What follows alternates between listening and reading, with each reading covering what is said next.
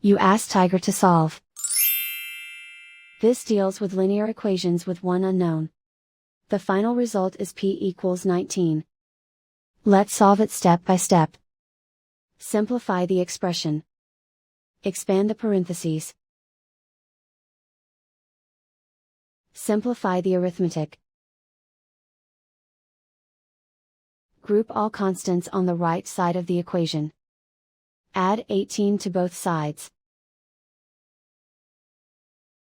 Simplify the arithmetic.